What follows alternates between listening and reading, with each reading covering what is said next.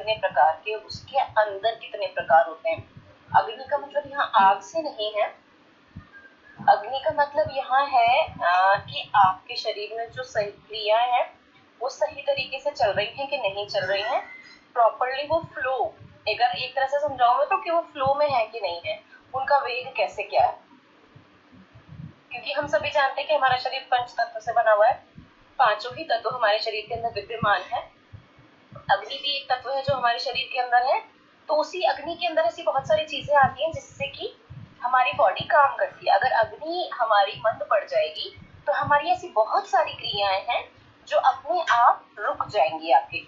तो आयुर्वेद में अग्नि को किस तरीके से डिफाइन किया गया है इसके बारे में हम लोग पढ़ते हैं कि अग्नि शरीर में होने वाली विभिन्न परिवर्तनों के लिए जिम्मेदार है। पाचन और चयापचय की अग्नि है।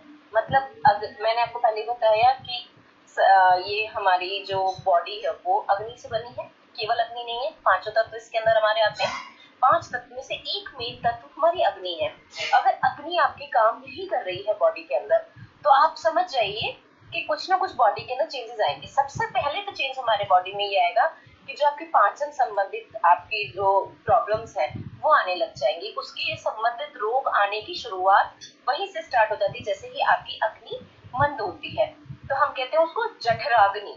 तो जठर मीन्स हमारा पेट, पेट की जो अग्नि है उससे हमारा जो शरीर है वो खाना पचाता है। अगर वो अग्नि मंद पड़ गई है जठराग्नि आपकी तो आप अपने खाने को पचा नहीं सकते, विभिन्न प्रकार के पेट के रोग हो जाएंगे आपको। अगर हम जाए ना डायबिटीज तो उसका भी एक पीछे कॉज आता है ये कि आपकी जठराग्नि जो है मंद है, उनका पाचन तंत्र प्रॉपर्ली काम नहीं कर रहा था, इसलिए उनकी जो ये मेटाबॉलिज्म है ये जिसको हम हिंदी में बोलते हैं चयापचय, ठीक है ना, ये वाली जो क्रियाएं हैं मेटाबॉलिक क्रियाएं, मेटाबॉलिक वाली अग्नि जब मंद पड़ जाएगी तो मेटाबॉलिक अग्नि जब काम नहीं करेगी तो क्या होता जाता है कि प्रॉपर्ली खाना पच नहीं रहा है। और क्योंकि जैसे हमने एक पूरी चेन पढ़ी थी ना लास्ट बार कि रस, भोजन का रस सबसे पहले बनता है, वो तो फर्स्ट प्रोडक्ट है, उससे ही आपका खून बनेगा, मांस बनेगा, मज्जा बनेगा, अस्थि बनेगी, शुक्र बनेगा, यहाँ तक पूरा ये 7 फेजेस के अंदर सारा बनता है। तो सोचिए जब जठराग्नि ही मंद हो गई, चयापचय की आपकी जो ये क्रियाएं हैं, मेटाबॉलिक जो रिएक्शंस है वो होना रुक गई या कम हो गई या स्लो डाउन हो गई तो फिर आपको डिजीज होने ही होने हैं। तो इसलिए हम कहते हैं कि हमारे शरीर के जो हर एक पंच तत्व में से एक भी तत्व अगर गड़बड़ होता है ना तो हमारी बॉडी प्रॉपर्ली काम नहीं करती और एक बीमारी की तरफ अग्रसर हो जाती है। तो वहीं अगर हम उसको समझ जाएं तो वहीं की वहीं हम उसको क्योर कर सकते हैं, फटाफट ठीक हो सकते हैं। बट अगर नहीं समझ आया है तो उसको प्रॉपर्ली डायग्नोज करना यहाँ आपको बताया जा रहा है कि कितनी प्रकार की अग्नि है, किस किस तरह का उनका वर्णन किया गया है, किस किस अग्नि में क्या क्या काम होता है ना, ये हम यहाँ डिस्क्राइब करेंगे पूरी तरह से। तो देखिए इस अवधारणा के वर्णन के अंदर चरक संहिता और अष्टांग हृदय में इसके अंदर इसके बारे में पूरा अच्छे से डिफाइन किया गया है। चरक संहिता में भी है, अष्टांग हृदय में भी है। तो फर्स्ट है जठराग्नि, एक प्रकार की होती है। सेकंड है हमारी भूताग्नि जो कि 5 प्रकार की होती है। और थर्ड है हमारी धात्वाग्नि जो कि हमारी 7 टाइप्स की होती है। जठराग्नि सिर्फ एक तरह की होती है, भूताग्नि 5 तरह की होती है और जो धात्वाग्नि है वो 7 टाइप्स की होती है। तो जठराग्नि क्या है एक्चुअली उसके बारे में पढ़ते हैं हम। जठर अग्नि है हमारी पाचन, जो हमारा प्राथमिक पाचन होता है वो हमारे अग्नि आमाशय और ग्रहणी में होता है, ठीक है ना। अग्नि मतलब आगे की तरफ जो पोर्शन होता है ना वहीं से समारोह भोजन पचाता है। ये क्या करता है जो आपके प्रथम ये हम जठराग्नि के बारे में डिस्कस कर रहे हैं, है ना, भोजन को पचाएगा जो हमारी जठराग्नि होती है, जो वहां की अग्नि है। अगर वो मंद पड़ जाए तो भोजन आपका सबसे पहले पचना ही बंद हो जाता है। तो हम कहते हैं ना ऐसा लगा है जैसे पेट भारी भारी हो रहा है, ब्लोटिंग हो रही है, खाने के बाद खट्टी टकारें आ रही हैं हमको, तो ये सारे सिम्टम्स किसके हैं कि आपकी जठराग्नि मंद पड़ गई है। तो जैसे ही हम पेशेंट से पूछते खाना पचता है आपको, क्या आपको भूख अच्छे से लगती है, क्या डाइजेस्ट होता है, क्या कॉन्स्टिपेशन तो नहीं है, आपको अपच तो नहीं है, तो ये सारी चीजें इसके अंदर निकल के आती है। सार और अपशिष्ट को अलग अलग भी करती है ये अग्नि। धातुओं को पोषण करता है। धातुओं का पोषण तो मैंने बता ही दिया कि वो पूरी चेन के अंदर ये काम करता है। तो धातुओं का पोषण इस तरीके से होता है, ठीक है। अन्य सभी अग्नियों अग्नियों को नियंत्रित करता है। इसीलिए हम क्या कहते हैं कि आपकी बीमारियों की जड़ हमारा पेट है। सबसे बड़ा जो रीजन है, रूट कॉज है हर डिजीज का, वो हमारा पेट है। ये इसलिए कहा जाता है क्योंकि अगर जठराग्नि मंद हुई तो पूरा सर्कल सिस्टम सब वहीं की वहीं स्टॉप हो जाता है या स्लो डाउन हो जाता है। इतना स्लो डाउन हो जाता है कि वो काम कर रहा है या नहीं कर रहा है उसकी कोई वैल्यू नहीं रह जाती है। तो हम इसलिए बात कर रहे हैं इस चीज की कि अगर आपकी जठराग्नि कंट्रोल में नहीं है, बहुत ज्यादा है या कम हो गई है, तो वो आपकी बॉडी को नुकसान पहुंचा रही है। बाकी की जो आपकी सारी अग्नियां हैं और बाकी की जो सारी क्रियाएं हैं उसको डिस्टर्ब कर दिया उसने। ठीक है, अगर जठराग्नि प्रबल हो, प्रबल का मतलब नहीं बहुत ज्यादा, अच्छा स्वास्थ्य होगा अगर आपकी एकदम एक्यूरेट है जठराग्नि। दुर्बल हो मतलब थोड़ी कम हो, तो क्या होगा, अगर कम हो गई है तो विषाक्त पदार्थों का निर्माण होगा, मतलब टॉक्सिन्स आपकी बॉडी में एक्यूमुलेट होते जाते हैं और दोषों का कारण बनते हैं। जैसे कि आप ये सोचिए कि किसी का मेटाबॉलिज्म स्लो हो गया है, उसको खाना कम पचता है, गैस खट्टे डकार वगैरह ज्यादा आती है और अपच रहता है, पेट भारी भारी रहता है खाना खाते खाते, ओके, तो हमारा पेट फूल जाता है। तो उसमें क्या हुआ, अब उस बेचारे पर्सन की बाकी की सारी क्रियाएं गड़बड़ हो गई। अब वो धीरे धीरे करते करते उसके पूरे एंडोक्राइन सिस्टम के भी तो सारी चेन है, जब खाना ही नहीं बन रहा, खाना खाया खा के डाइजेस्ट ही नहीं हो रहा, पच ही नहीं रहा है, तो उसका रस कैसे बनेगा, रस नहीं बनेगा तो रक्त नहीं बनेगा, रक्त नहीं बनेगा तो मज्जा नहीं बनेगी, मांस नहीं बनेगा, अस्थियां नहीं बनेंगी, मेद नहीं बनेगा, शुक्र नहीं बनेगा, कुछ भी नहीं बनेगा ना। तो ओवरऑल क्या हुआ, उसकी सारी हेल्थ डिटोरिएट हो गई। तो यहाँ पे इसलिए कहा है कि ये अन्य सभी अग्नियों को नियंत्रित करता है। नियंत्रित इसलिए करता है। अब इसके हम मैंने प्रकार जान लेते हैं जठराग्नि के, इनके दोषों के आधार पे। विषमाग्नि वात के कारण होती है, विषम हो जाती है अग्नि। तीक्ष्णाग्नि पित्त के कारण होती है, बहुत तेज वाली। मंदाग्नि कफ के कारण होती है, जिनकी अग्नि मंद पड़ जाती है। और समाग्नि वो आपकी संतुलित अग्नि होती है। ठीक है ना, ये आपके 4 भागों में इसको डिवाइड कर दिया है। पंचभूताग्नि, 5 मौलिक अग्नियां, ये किस तरीके से डिवाइडेड है हम इसके बारे में पढ़ते हैं। जठराग्नि द्वारा पाचन के बाद में भोजन को भूताग्नि द्वारा 5 तत्वों के अनुरूप आगे परिवर्तित कर दिया जाता है। किस तरह से परिवर्तित कर दिया जाता है, पृथ्वी अग्नि धरती के लिए ठोस ऊतकों का निर्माण करती है। अगर हम जैसे हम चक्रास वगैरह के बारे में भी हम डिस्क्राइब करते हैं ना कि मूलाधार चक्र धरती से संबंधित है। धरती मीन्स हमारे शरीर के अंदर जो धरती का तत्व है, जो भूमि का तत्व है, उससे संबंधित है, जो कि हमें ग्राउंडेड देता है, जो हमें स्थिर बनाता है। तो जो हमारे शरीर के अंदर जो भूमि का तत्व है कौन सा हो गया, ठोस ऊतक, जिससे हमारी बॉडी बिल्डअप होती है, जिससे हमारी बॉडी काम करने के अनुरूप चलती है, उससे कहते हैं हम भूमि वाला तत्व। ठीक है ना, उससे क्या होगा, ठोस ऊतकों का निर्माण होगा। उसके लिए इसको यहाँ डिवाइड कर दिया गया कि ये काम ये वाला करेगा। एपी अग्नि क्या है, ये पानी की अग्नि है, आपकी द्रव्य का संतुलन करती है आपके बॉडी के अंदर, जैसे डिहाइड्रेशन ना हो जाए कहीं, खून है, आपका लिम्फ है, ये सब क्या पानी के प्रकार ही तो है ना। तो खून है वो भी लिक्विड है, जो द्रव्य हमारी बॉडी के अंदर है, द्रव्य वाला पानी वाला प्रकार। और लिम्फ जो होता है वो भी आपकी बॉडी के अंदर। और जितनी चीजें चल रही हैं बहुत सारे, जैसे कि एंजाइम्स हैं, स्राव हैं, ये किस कारण है, ये सब क्या है, ये द्रव्य के अंदर आते हैं। तो ये इस वाली अग्नि से नियंत्रित रहते हैं कि अगर ये अग्नि गड़बड़ है तो आपके एंजाइम्स नहीं सीक्रेट हो रहे हैं, आपके हार्मोन्स नहीं सीक्रेट हो रहे हैं। एंजाइम नहीं सीक्रेट हो गए तो बहुत सारे ऐसे हार्मोन्स होते हैं जो कुछ एंजाइम्स के कारण सीक्रेट होते हैं। कुछ एंजाइम्स इसलिए सीक्रेट होते हैं कि वो उनको सीक्रेट होने के लिए एक्टिवेट करते हैं।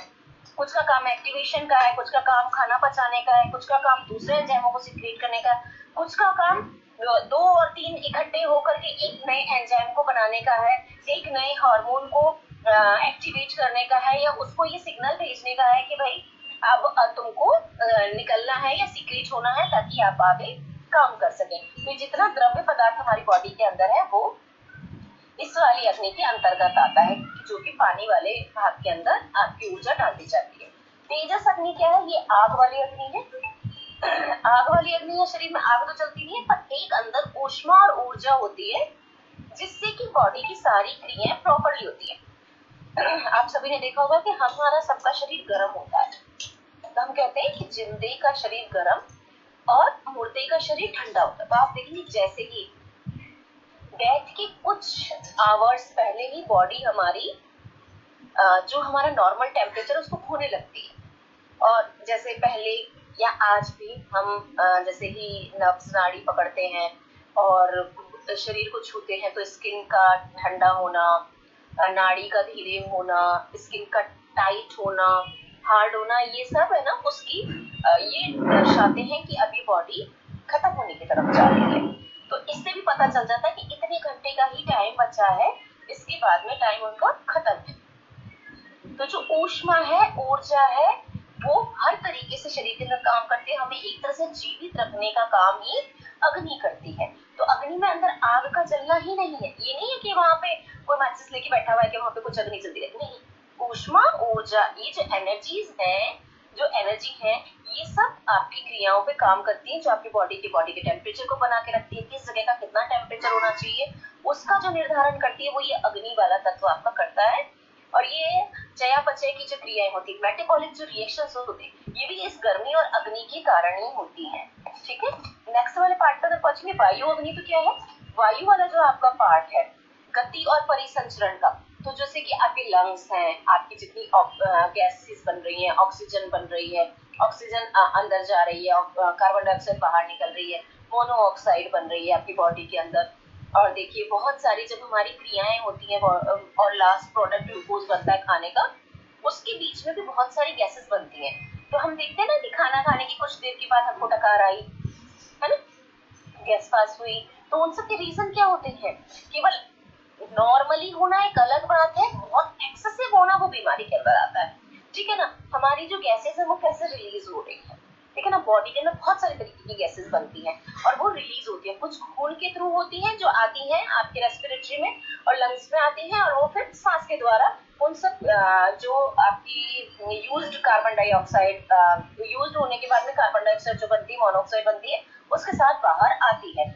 इन सब का रीजन होता है, अगर एक गैस नहीं है तो दूसरा गैस काम नहीं कर सकती है। आपकी है ना, नाइट्रोजन की भी हमें बॉडी को जरूरत है, हमारी बॉडी को कार्बन मोनोऑक्साइड की भी जरूरत है और कार्बन डाइऑक्साइड की भी जरूरत है कि कार्बन डाइऑक्साइड नहीं आगे चलेगी तो अंदर ऑक्सीजन किस तरीके से काम करेगी। कार्बन मोनोऑक्साइड है कि वो किसी चीज को इधर से इधर ले जाने का काम कर रही है। तो इन सब गैसेस का अपना काम है, वो काम गति और परिसंचरण, गति करने का काम और परिसंचरण करने का काम वायु का होता है, उसे इस अग्नि के अंदर डाला जाता है। ठीक है, नेक्स्ट वाली चलेंगे ईथर, जो हमारी आकाश वाला भाग है, मतलब खाली स्थान हमारे शरीर का।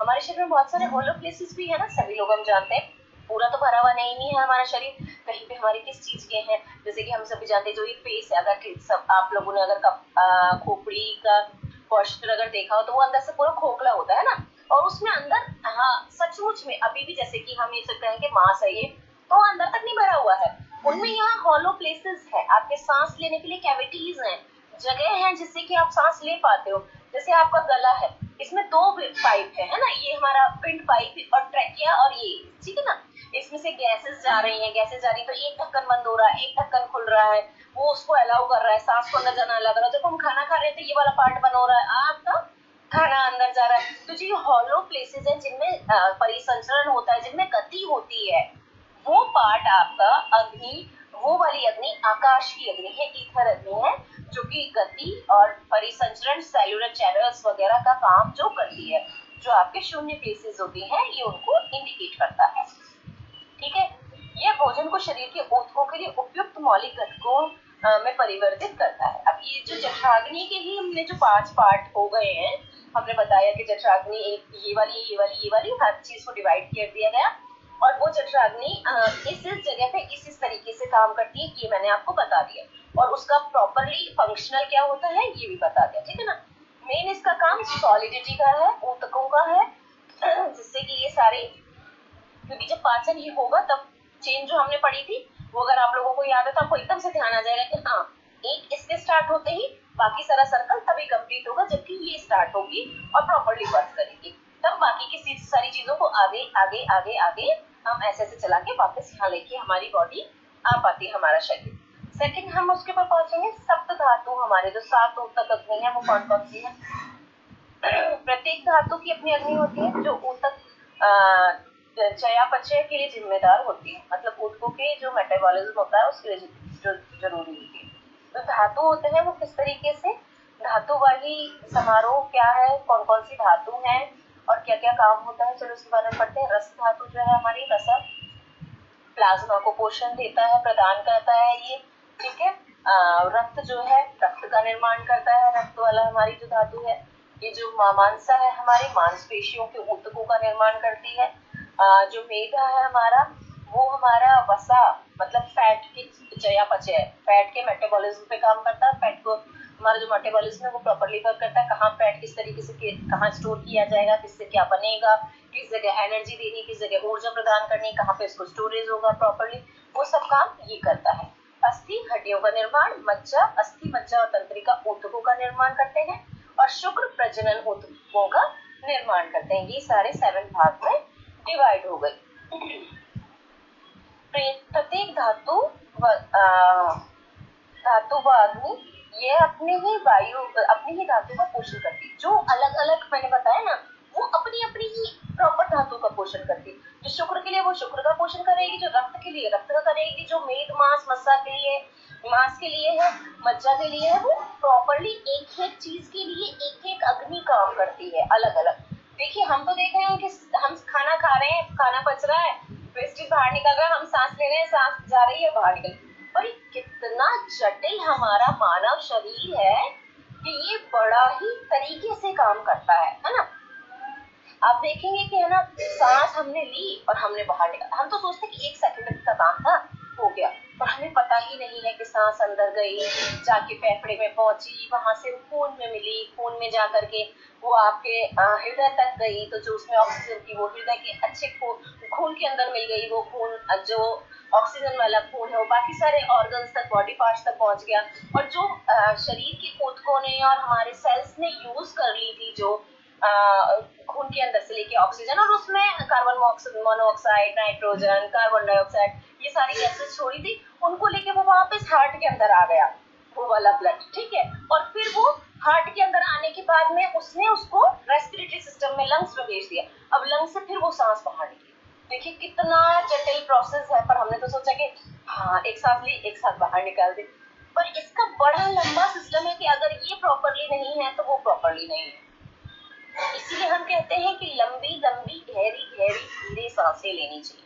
आपकी आयु बढ़ती है, आपका तेज बढ़ता है, आपकी इम्यूनिटी बढ़ती है, इसके लिए क्यों कहा जाता है। आपने देखा होगा कुत्ते की आयु बहुत कम होती है, अगर आप लोग नोटिस करा होगा तो कुत्ता कितनी तेज सांस लेता है, ठीक है, हमेशा उसी टर्न बाहर रहती है, मतलब बहुत बहुत हॉलो, बहुत बहुत बिल्कुल एकदम से डीप उसकी सांस होती ही नहीं, और तेज तेज तेज तेज तेज सांस लेता है ना। उसके शरीर में गर्मी भी उसके कारण बढ़ जाती है और बहुत ज्यादा उसको गर्मी लगती है। हम लोग देखते हैं कि वो बाहर जीभ निकाल के सांस लेकर के बॉडी को ठंडा करने का एक तरह की वो, अगर आप लोगों ने योगा पढ़ा है तो हमें पता है कि प्राणायाम होता है, ये शीतकारी वगैरह, तो वो एक टाइप से देखा जाए तो उसको कर रहा होता है अपनी बॉडी को ठंडा करने के लिए।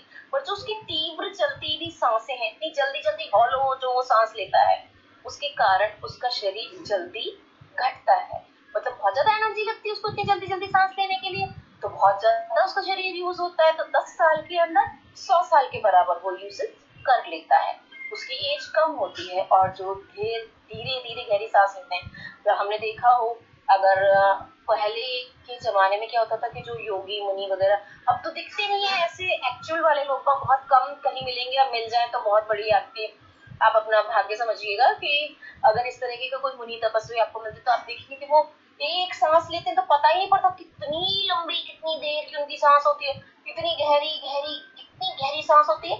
उनका पेट ऐसे अंदर ही वो नाड़ी शोधन वाली जैसी सिचुएशन के अंदर चला जाता है अगर आप देखें, नहीं पर वो नहीं कर रहे होते, उनकी ब्रीथिंग ही इतनी डीप होती है कि वो पेट फूलता है, पेट पिचकता है, पेट के अंदर तक हम सांस को फील कर पाते हैं, पर हम लोग तो करते नहीं है उसमें, हमारी भी आधी ही होती है सांस, और इसलिए भी हमारे रेस्पिरेटरी के बहुत सारे डिजीज बढ़ रहे हैं, इसलिए भी हमारी और बहुत सारी चीजें बढ़ रही हैं, हमारा शरीर जल्दी थक जाता है। अगर हम डीप और हल्की ब्रीथिंग करें, हम मेंटली काम रहेंगे, स्ट्रेस, एंजाइटी, डिप्रेशन थोड़ी कम होगी। तो हम ये सब चीजें भी क्यों सिखाते हैं साथ में, जब हम अभ्यंगा वगैरह करते हैं ना, ये बात मैं क्यों बता रही हूँ, उसका मीनिंग यहाँ बताने का सिर्फ ये है कि जब अभ्यंगा वगैरह करते हैं, बहुत सारी क्रियाएं करवाते हैं, तो हम पता है क्या बोलते हैं पेशेंट को, आप गहरी लंबी सांस लीजिए, आप इसमें धीरे सांस लीजिए, अब आप यहाँ सांस को रोक लीजिए, अब यहाँ बंद लगाना है सांस का आपको, अब आपको सांस छोड़ देनी है, अब आपको सांस यहाँ बहुत धीरे धीरे छोड़नी है। तो बहुत सारी क्रियाओं में ये सांस का यूज होता है, इसलिए यहाँ पे मैंने इसका थोड़ा सा आपको डिस्क्राइब कर दिया था। ठीक है, आगे चलेंगे जब हम तो उसमें ये आ रहा है उपधातु उत्पन्न करता है। अग्नि के बारे में पढ़ रहे थे ना कि ये अपने ही धातु को पोषण करता है, जो जिस चीज के लिए है, अपनी उपधातु उत्पन्न करता है, अगलू धातु को बनाने का कार्य करता है। अब ये हमने पढ़ाई कि रस से रक्त बनता है, तो अगली धातु का निर्माण हो गया ना, फिर रस क्या करेगा, अगली धातु का निर्माण करेगा, फिर वो क्या करेगा, वो अगली धातु का निर्माण करेगा, ऐसे वाला। ठीक है ना, नेक्स्ट नेक्स्ट करता जाता है और मल उत्पन्न करता है। मल मीन्स लास्ट वाला प्रोडक्ट भी इसी के कारण बनता है।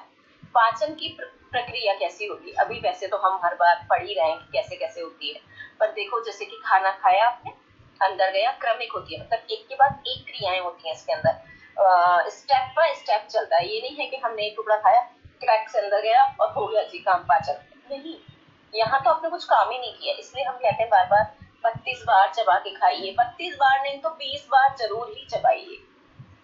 बार बार ये कहा जाता है कि खाने को अच्छे से चबा के खाओ, ताकि आपकी आंतों का काम आपके दांत करें। और जब हम मुंह से ज्यादा चबाते हैं तो उसके अंदर क्या होता है, एक तो ग्राइंडिंग हो जाती है, उसके बहुत छोटे पार्टिकल्स बन जाते हैं, जो कि आंतों को फिर मेहनत नहीं करनी पड़ती है।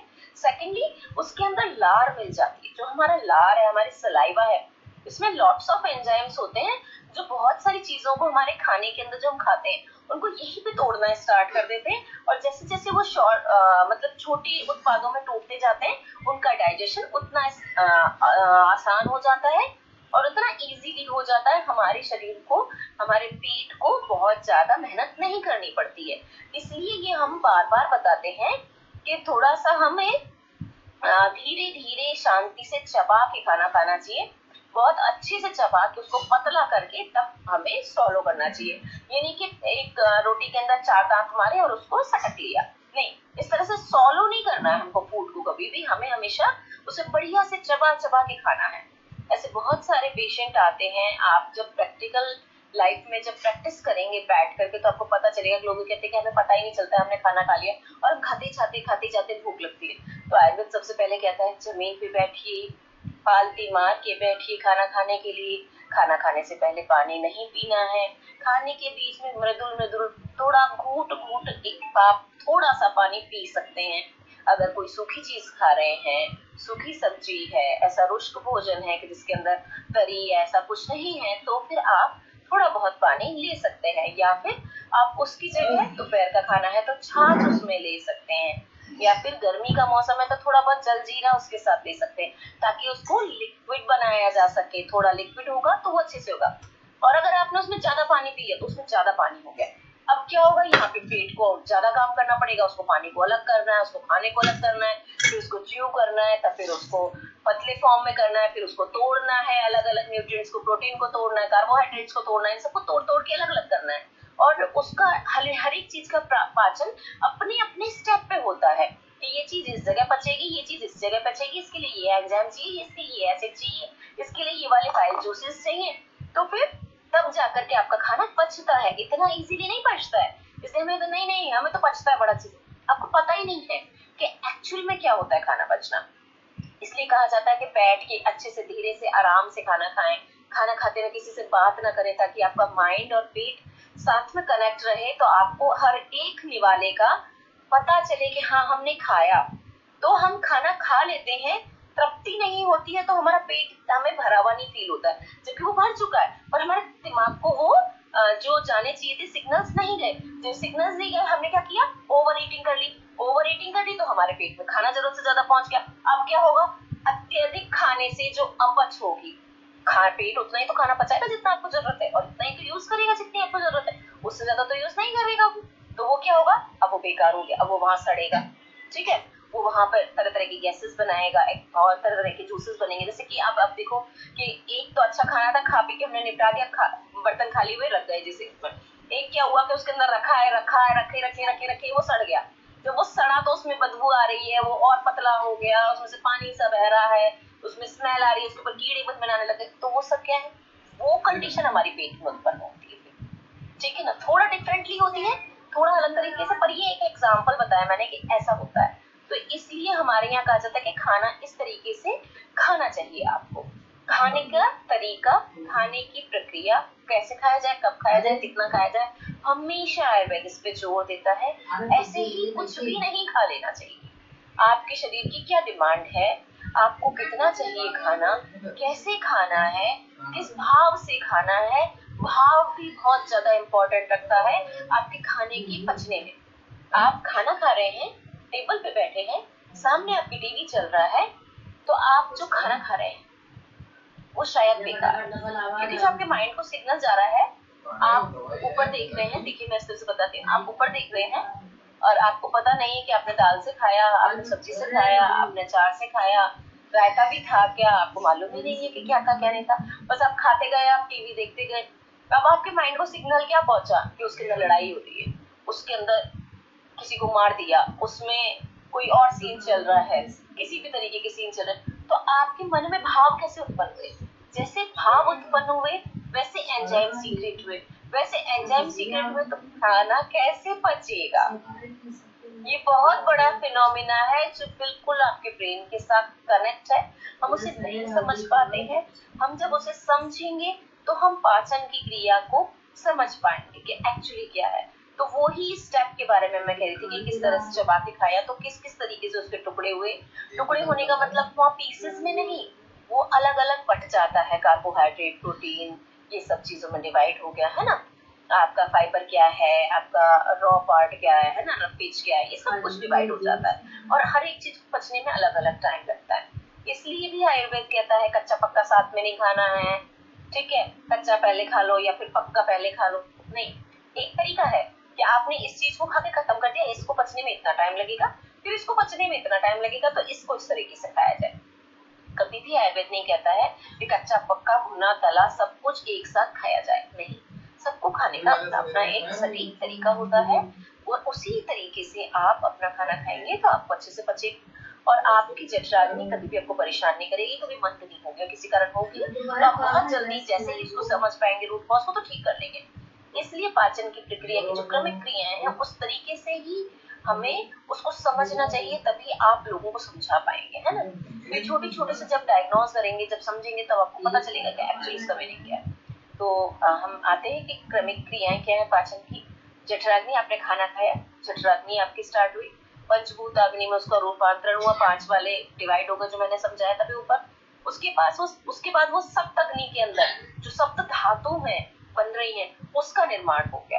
अब उसके अंदर डिवाइड हो गई कि एक एक धातु को एक एक अग्नि चला रही है, बताया था अभी थोड़ी देर पहले डिस्क्राइब किया था। फिर उसके बाद क्या, ओजस का निर्माण हुआ कि अब जो बना उसका नेक्स्ट लेवल, जो पोषण, सबकी अपनी अपनी पोषण हो गया। उसके बाद में जो अंत में काम है वो क्या है, ओजस का निर्माण करना, ओजस्विता लाना, हमारे शरीर के अंदर तेज का निर्माण करना। तेज का मतलब ये नहीं कि रोशनी हो रही है हमारे चेहरे से, नहीं। तेज का मतलब अंदर से जो आपकी कांति आती है, वो चमक, वो चेहरे पे आपके कब आएगी, वो आपके शरीर पे कब दिखाई देगी, आपकी स्किन अच्छी फ्लॉलेस कब होगी, जब आपका पेट सही होगा। तो सारे चीजों का लेना देना किससे, पेट से है। तो आपकी हड्डियां भी तभी अच्छी होंगी, आपको आंखों से भी अच्छा तभी दिखेगा, आपकी स्किन भी तभी अच्छी होगी, आपके चेहरे पे भी तेज ओज होगा और आपकी इम्यूनिटी भी अच्छी होगी। ओजस के अंदर क्या आएगा, इम्यूनिटी भी आपकी आएगी कि आपका ओज भी तब अच्छा होगा, आपकी प्रतिरक्षा प्रणाली भी तब अच्छी होगी जब आपने खाना ढंग से खाया और वो पचा, पूरे चारों पांचों स्टेप के अंदर नंबर बाय नंबर सही तरीके से हर एक अग्नि ने काम किया। तो ये थी इतनी बड़ी हमारी जठराग्नि के बारे में, जिसके बारे में हमने बात करी। हाँ, एक ही टॉपिक पर कितना लंबा था वो, कि किस किस तरीके से वो किस किस भाग के अंदर डिवाइड हो गई और तब फिर उसने किस तरीके से काम किया।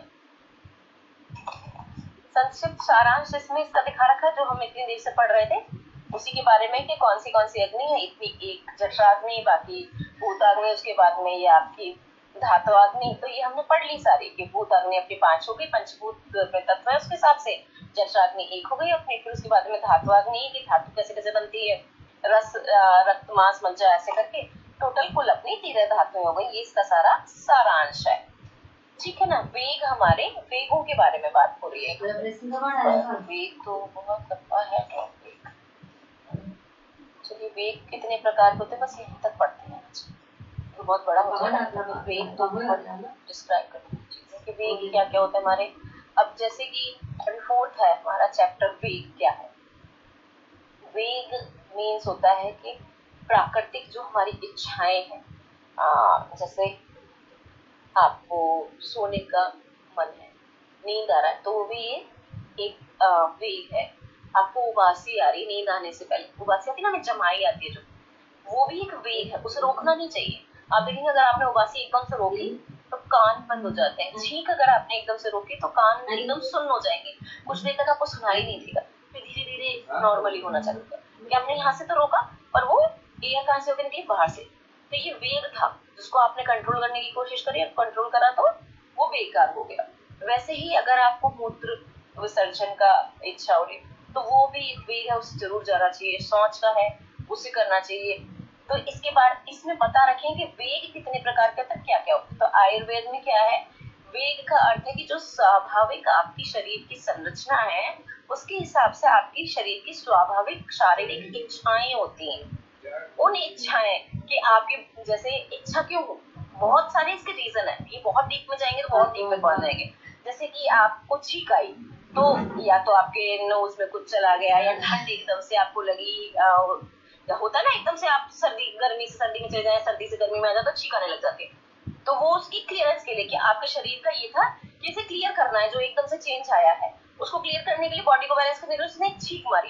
अगर आपने उस छींक को रोकने की कोशिश करी तो फिर क्या होगा, कान की छींक बंद हो जाएगी। या फिर कई बार ऐसा होता है, कोई बार नाक से बंद करता है, मुंह से इस तरह से छींक के जैसा एक बहुत तेज आवेग निकलता है। क्योंकि हमने अगर नोटिस किया हो तो छींक के साथ में कुछ द्रव्य भी निकलते हैं, बहुत सारी गैसेज होती हैं, उसका वेग इतना तेज होता है कि अगर हमने उसे रोकने की कोशिश करी तो कई बार क्या होता है, जैसे छोटे छोटे बच्चे होते हैं या कुछ ऐसे होते हैं, लोग बार रोकने की कोशिश करते हैं, कान के पर्दे में भी छेद हो जाता है उससे, है ना, और डिसबैलेंस हो जाता है, उनको चक्कर हर समय आने चालू हो जाते हैं। तो इसलिए इन सब आवेगों को कभी भी नहीं रोकना चाहिए। हमारा शरीर, क्योंकि स्वाभाविक इसकी एक स्पेशल संरचना है, उस संरचना के हिसाब से हमारे शरीर के अपने अपने वेग होते हैं और उन वेगों को हमें आने देना चाहिए। अगर वो वेग आ रहे हैं, नेचुरल जो वेग हैं अगर वो आ रहे हैं तो आप उनको कभी भी नहीं रोकें, और जो चीज आ रही है उसको होने दें। जैसे कि वॉमिटिंग, उल्टी वाली वो हो रही है तो हम रोकने की बहुत रोकने को, वो फिर आपके नाक से, मुंह से, हर तरह से फिर वो इस तरीके से निकलेगी कि आंसू अलग बह रहे हैं, कान अलग बंद हो गए, सर आपका फटने लग गया, और फिर बहुत बुरी आपकी कंडीशन हो गई, पसीने पसीने हो गए। रोकने की आपने अगर कोशिश करी तो बहुत बुरी कंडीशन हो जाती है। तो ये सब वेग नहीं रोकिए कभी भी, ठीक है। चरक संहिता में जैसे कि शास्त्रीय ग्रंथों के अनुसार प्राकृतिक इच्छाओं का दमन या बलपूर्वक अभिव्यक्ति को आपके शरीर के दोषों को बढ़ाती है। तो आपके शरीर में दोषों को बढ़ा देगी और आपके रोगों का कारण बन जाएगी। किसी भी आपने चीज को रोको, हम बोलते ना बहुत ज्यादा टॉयलेट को मत रोको, नहीं तो क्या होता है, पथरी बनना चालू हो जाती है। क्योंकि आप इतनी देर उसमें वेस्टेज ही तो है आपकी बॉडी का, जिसको आपकी किडनी ने फिल्ट्रेशन करके बाहर निकाला है, तो वो गंदगी है और उस गंदगी को बाहर निकलना बहुत ज्यादा जरूरी है। अगर आप उसे नहीं बाहर निकाल रहे हैं और रोक रहे हैं तो उससे क्या होगा, फिर अंदर कुछ ना कुछ तो निर्माण होगा ना, कुछ ना कुछ चीजें तो होंगी। या फिर अगर आप देखें, हम पानी रखा रहने दें एक बाल्टी के अंदर, और वो रखा है, आप देखेंगे थोड़े दिनों बाद धीरे धीरे वो थोड़ा थोड़ा कम होने लग जाता है। धूप की बात नहीं कर रही, छाया की बात कर रही हूँ मैं। छाया में भी अगर रखा थोड़ा थोड़ा कम होगा, फिर आप उस कोने को अगर हाथ लगाएं तो वो किरकिराहट होती है, उसके अंदर एक अलग सी दाना सा फील होता है। वो जो ऊपर लेयर होती है पानी की, अगर उसे भी हम छुए ना तो एक अलग सा हमें ऐसा टेक्सचर फील होता है, जैसे कुछ है इसके अंदर, कुछ तो है ना। तो वो क्या है, था तो पानी ही, और उसके अंदर कुछ जो इम्प्योरिटीज थी वो वहां आके सेटल हो गई, और फिर उससे कुछ नई चीज का निर्माण हो गया। वो तो पानी था, अगर नॉर्मली तब होता, बहता रहता, हम उसे यूज कर लेते, खत्म कर लेते, तो वो नहीं बनना था ऐसा। पर क्योंकि खट्टा रहा, इस कारण ये सब होगा। तो वो तो नॉर्मल पानी है तब उसमें, तो सोचिए अगर किडनी से फिल्ट्रेशन होकर के जब मूत्र बन रहा है और आप उसे नहीं बाहर निकालेंगे तो कुछ चीजें तो वहां बननी ही है, ये कारण, ठीक है। 13 प्रकार के हमने प्राकृतिक वेग देखे हैं। उन 13 प्रकार के हमारे जो प्राकृतिक वेग होते हैं और उन्हें कभी भी नहीं दबाया जाना चाहिए। ये स्वाभाविक इच्छाएं हैं जिन्हें नियंत्रित नहीं किया जा सकता है, किया नहीं जा सकता, फिर भी हम अगर उसे करते हैं और तो फिर प्रॉब्लम्स क्रिएट होती हैं, आपके दोष बढ़ते जाते हैं बॉडी के अंदर और आपको डिजीज तक ले जाते हैं। मूत्र वेग, फर्स्ट इसके अंदर पेशाब का आना, पुरुषा वेग शौच का आना, शुक्र वेग जो वीर्य स्खलन है उसका, वात वेग गैस निकलना, जैसे कि आपको टकार आ रही है आपने उसको रोक लिया, चार्डी वेग उल्टी करना, शविदु वेग छींक का आना, उद्गारा वेग डकार का आना, जिह्वा वेग जमाई आना, शुभदा वेग भूख का लगना, ये भी एक वेग है बहुत, त्रस्ता वेग आपका प्यास बहुत ज्यादा लगना, अश्रु वेग आपके आंसू, आपके रोने की बहुत ज्यादा इच्छा और आपने आंसू रोक लिए और आप रोना रोकते हैं तो आप जिसने रोना रोका होगा वो फील कर सकता है कि गले में दर्द होना स्टार्ट हो जाता है। जब हम लोग बच्चे होते थे और हम लोगों को स्कूल में डांट पड़ती थी और हम रोना स्टार्ट करते थे और अगर टीचर बोलती कि रोना नहीं है तो हम उस रोने को कितनी मुश्किल से रोक पाते थे। ये मैंने फील किया है कि गले में दर्द, नाक में दर्द, मुंह लाल हो जाना और इतनी सारी सिचुएशन हो जाती थी कि सांस लेने में भी प्रॉब्लम आपको आ सकती है। ये तो मैं छोटे बचपन वाली हम बच्चों वाली बातें बता रहे हैं, पर अगर आज भी हम कहते हैं ना, जब काउंसलिंग करती हूँ मैं लोगों की तब देखती हूँ इस चीज को कि अगर जब वो बात करना चालू करते हैं, धीरे धीरे चीजें चालू होती है, तो जो भी कोई आपकी दुख परेशानी या कुछ पहले बहुत पहले हुआ जब हम उसके बारे में डिस्क्राइब करते हैं फिर वो रोना चालू कर देते हैं कि वो जो रुका हुआ वेग था उसने जाकर के अंदर शरीर में बीमारी उत्पन्न कर दी।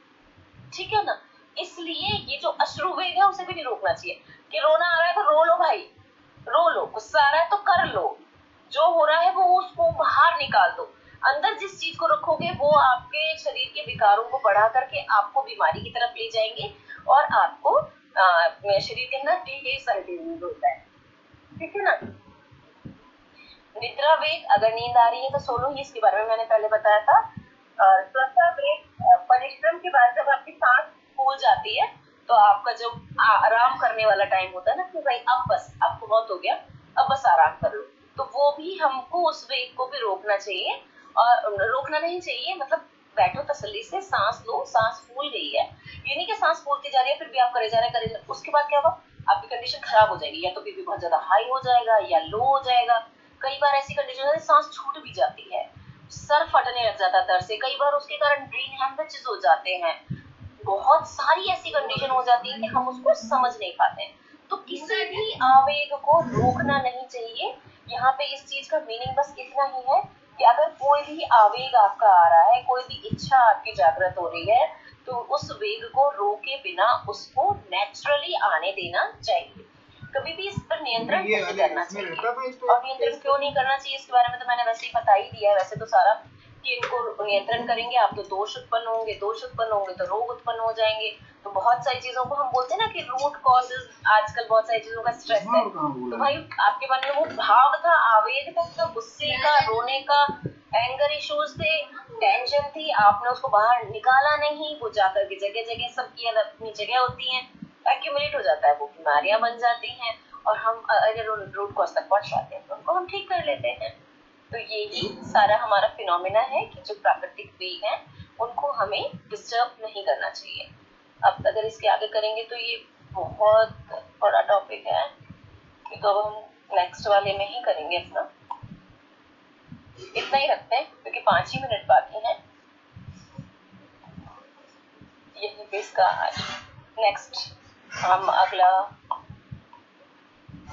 17 नंबर पेज अगली बार करेंगे जो हमारा वेडनेसडे को होगा उस।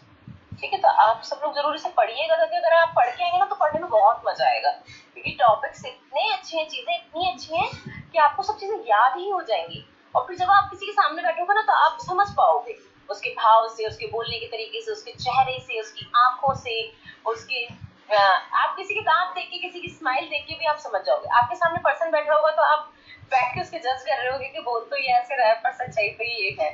तो ये वो भाव है, ये वो कॉन्फिडेंस है कि जब इनको हमने अच्छे से पढ़ लिया ना तो फिर वो आपको आ जाएगा कि हाँ अब जो सीखा है ना वो मुझे समझ आ रहा है कि हाँ मैंने क्या सीखा है। तो इन सबको थोड़ा थोड़ा पढ़िए, जो चीज नहीं समझ में आए वो पूछ लीजिए, नोट्स अपने जरूर बनाइए, क्योंकि क्या होता है कि हर चीज इसमें लिखी नहीं है, हम बहुत कुछ चीजें बताते हैं तो सिर्फ एक जानकारी के लिए चीजें हैं कि हाँ ये है। ठीक है, कुछ किसी को पूछना हो तो पूछ लो आप मेरे से। 5 मिनट का है तुम्हारे पास। इनको पढ़िएगा, ये सारी चीजें याद हो जाएंगी। जो फर्स्ट डे का ही था ना, उसी से रिलेटेड सब कुछ है कि जो चेन में ये चलता है, रक्त बन, रस बना, रक्त बना, मांस बना, मज्जा बना, अस्थि बने, शुक्र बना, ये सारी चीजें इसी से रिलेटेड सारा आगे तक आता जाएगा और आप उसको समझते जाएंगे। मेन चीज जो अग्नि है, ये धातु है, ये अग्नि का भी मैंने समझा दी, बहुत इंपॉर्टेंट पार्ट था, बहुत इंपॉर्टेंट पार्ट। इससे आगे बहुत कुछ चीजें आपकी समझ में आएंगी। और किसी को कुछ पूछना है तो पूछिए। जी मैम, जैसे आपने बोला कि सांसें अगर छोटी है तो उम्र छोटी होती है, सांसें अगर तो हाँ, तो मुझे ये पूछना था कि स्त्री और पुरुष में किसकी सांसें छोटी होती है? वो तो नहीं कह सकते आप, ये तो साधा जाता है, ये साधना है जो आप है ना, सांसें हैं, ये एक साधना होती है, हमें आती नहीं है, आजकल सिखाते भी नहीं है, पर ये सच में सीखनी चाहिए क्योंकि ये कोई भी इसको कंट्रोल कर सकता है, कोई भी उसे सही तरीके से कर सकता है। और ये हम कह भी नहीं सकते कि किसकी छोटी है किसकी बड़ी है, इसको भी तय नहीं कर सकते। जैसा कि सुना है कि महिलाओं में सांसें जल्दी चलती हैं, जल्दी जल्दी चलती हैं, और जिसका एक बोला जाता है जैसे बच्चों की सांसें जल्दी चलती हैं, तेज होती हैं, वैसे महिलाओं की तेज होती है।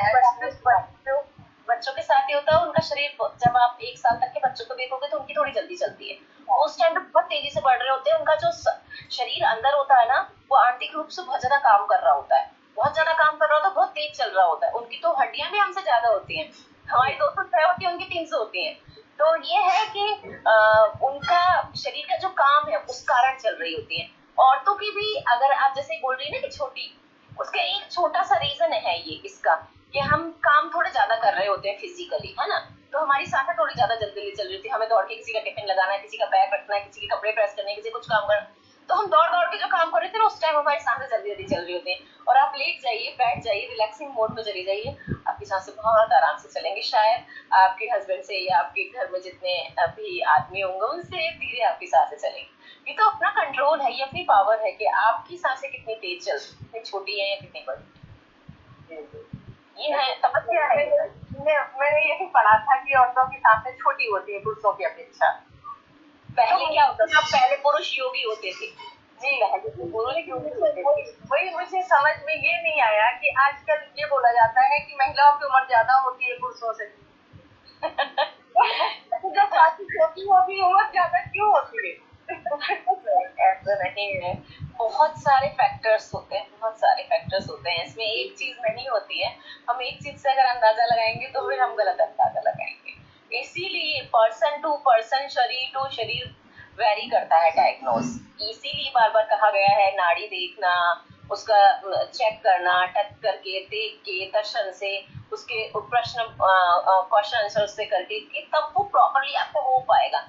कुछ आप अपने घर में ही ये सब चीजें धीरे धीरे देखो, पूछना चालू करो और बात करना चालू करो अपने आसपास के सर्कल में, फ्रेंड्स में, इन सब में, तो आपको आइडिया हो जाएगा, बहुत सारी चीजें आपको पता पड़ेंगी। और सांस, आप थोड़ा सा सांस आराम से बैठ के ब्रीदिंग अच्छे से करना चालू करो, फिर आप देखो कितना मजा आता है ब्रीदिंग। आपको तो लंबी होती है, क्योंकि मैं तो 10 साल से योग कर रही हूँ, तो मेरी सांसें लंबी है ना, ये भी बात है, क्योंकि वो साधना है, आपको सांस साधनी है जी।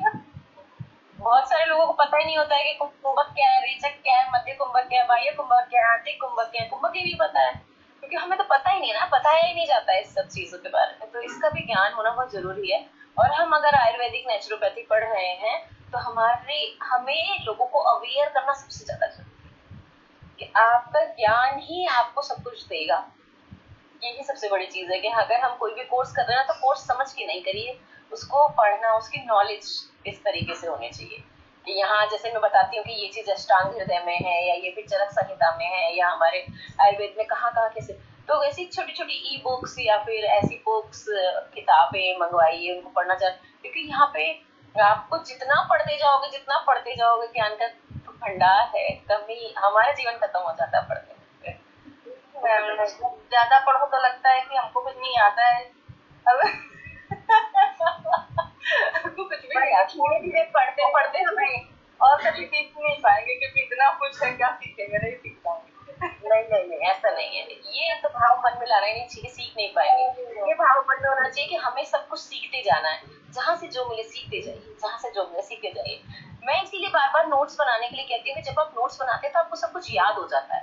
आपने लिखा मतलब आपको याद हुआ, लिखते ही हमें याद हो जाता है। इसलिए मैं बार बार नोट्स के लिए कहती हूँ। उस टाइम नहीं बन पा रहे हैं, बाद में वीडियोस खोल लीजिए, उसको देख करके आप लोग उसको कीजिए, है ना, बना बहुत अच्छा लगेगा। और दूसरी चीज एक और, वेगों का न रोकना। यहाँ तो सारे दिन वेग रोकने पड़ते हैं, सब प्रकार के वेग रोकने पड़ते हैं। ये भी बीमारियां होती हैं, वेगों को तो रोकना नहीं, सारे के सारे वेग रोकने पड़ते हैं, कोई एक नहीं। समझ रही हूँ मैं। ये है बहुत सारी चीजें, इन्हीं सब चीजों को तो खत्म करना है। अगर आप आ रही हैं नेचुरोपैथी और आयुर्वेदा में ये सब सीख रही हैं, तो अपने साथ की औरतों का जीवन भी धन्य बनाइए, क्योंकि उनको समझाइए कि ये सब रोकना नहीं होता है। अरे धन्य हो जाएंगे अगर नहीं रोकेंगे तो। नहीं नहीं, ऐसा कुछ नहीं होता। वो बात करने का रास्ता बना दिया, अब वो बोलो नहीं है, बोलती है। ऐसा नहीं है। ठीक है, चलिए और कुछ क्वेश्चन है तो पूछिए, नहीं तो बस 1-2 मिनट एक्स्ट्रा हो रहे हैं। क्लास को यहीं पे आज के लिए खत्म करते हैं और मिलते हैं फिर बुधवार को नई क्लास में। ठीक है, ओम शांति।